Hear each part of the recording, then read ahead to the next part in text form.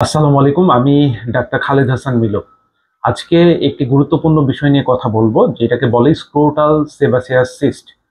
আমাদের যে অন্ডকোষ আছে, যেটাকে আমরা স্ক্রোটাম বলি, অন্ডকোষের যে চামড়া আছে, এই চামড়ায় অনেকের গুটি গুটি গুটি গুটি দেখা যায়।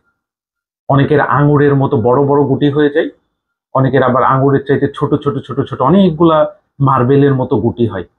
এই গুটির সংখ্যা প্রকারভেদে কারোর একটা হতে পারে, কারোর দুই তিনটা হতে পারে, কারোর 10-12টা হতে পারে। আমাদের কাছে আসা পেশেন্টের এখন পর্যন্ত আমরা করেছি 200টা পর্যন্ত হতে পারে। তো এই যে অন্ডকোষে যে গুটি গুটি, এই রোগটাকে বলে স্ক্রোটাল সেবাসিয়াস সিস্ট। এটা কি যে আমাদের যে কারণে ব্রণ হয়, ঠিক এরকম কারণেই আমাদের এখানে একটা সিস্ট তৈরি হয়। অনেকে এটা দেখে ভয় পায়, এটাকে টিউমার মনে করে, বা বাস্তবিক অর্থে এগুলো টিউমারের মতো ফোলা, বাট এগুলো অ্যাকচুয়ালি সিস্ট। আচ্ছা, এখন যেটা গুরুত্বপূর্ণ বিষয় যে অন্ডকোষের এই সিস্টটা কেন হয়। সবচেয়ে কমন কজ যেটা, যে আমাদের যে ব্লকেজ অফ সেবাসিয়াস গ্ল্যান্ড, অর্থাৎ আমাদের অন্ডকোষের সেবাম বা তেল তেলে এক ধরনের যে পদার্থ আপনারা নিঃসরণ হতে দেখেন, এর একটা গ্ল্যান্ড আছে। ওই গ্ল্যান্ডটা যদি কোনো কারণে ব্লক হয়, ব্লক হলে তাহলে সেবাসিয়াস সিস্টটা তৈরি হয়।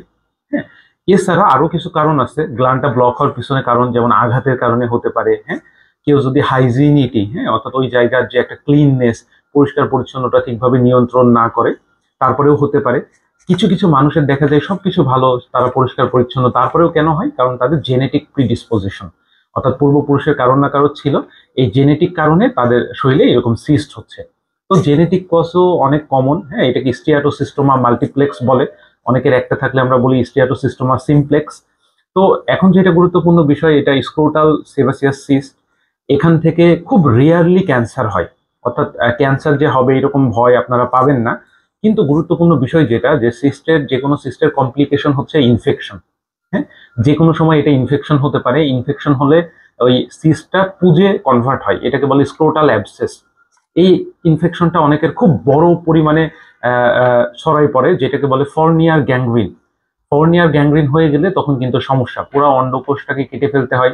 অন্ডকোষের ভিতরে যে অন্ডকোষের ভিতরে যে বলস থাকে, এই বলস গুলোকে তখন থাইয়ে রিপোজিশন করা লাগে। হ্যাঁ, তো তখন বিষয়টা খুব জটিল হয়ে যায়।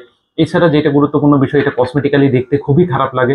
মানুষ চিন্তা করে, এবং একটা যে পারফেকশনিস্ট এই বিষয় মনোভাবটা ওই রোগীর থাকে না। এটার ক্ষেত্রে খুবই আধুনিক চিকিৎসা আছে।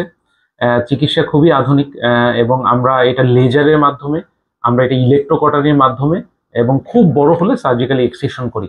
তো খুবই আধুনিক চিকিৎসা। এই চিকিৎসাতে এটা একদম রক্তপাতহীন। হ্যাঁ, অর্থাৎ ব্লাডলেস, ব্লিডিংলেস। হ্যাঁ, সার্জারি, কোনো প্রকার ইনফেকশনের ওরকম ঝুঁকি থাকে না আল্লাহর রহমতে, এবং এটা কমপ্লিটলি ভালো হয়ে যায়। এবং স্ক্রোটাম বা অন্ডকোষ এমন একটা জায়গা, এখানে দাগের পরিমাণও ওইরকম থাকে না, একদম নর্মাল শেপে চলে আসে। একদম নর্মাল শেপে চলে আসে, এবং একদিনেই করে ফেলা যায়। যাদের 200টা তাদেরও একদিনে করে ফেলা যায়, যাদের এক দুইটা তাদেরও একদিনে করে ফেলা যায়। তাহলে এটা যেহেতু খুবই প্রাইভেট একটা জায়গা, মানুষের ভিতরে একটা হতাশা থাকে, এবং চিকিৎসা করা নিয়ে একটা আহ, মানে কি একটা লজ্জা কাজ করে। তো আপনারা এই বিষয়গুলো নিয়ে লজ্জা পাবেন না, এটা খুবই কমন রোগ। এটা হতেই পারে, এবং এটা একদম সুচিকিৎসা আছে।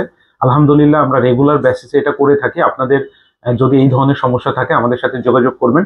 আমরা সর্বোচ্চ আপনাকে সাপোর্ট দিয়ে সহায়তা করার চেষ্টা করব।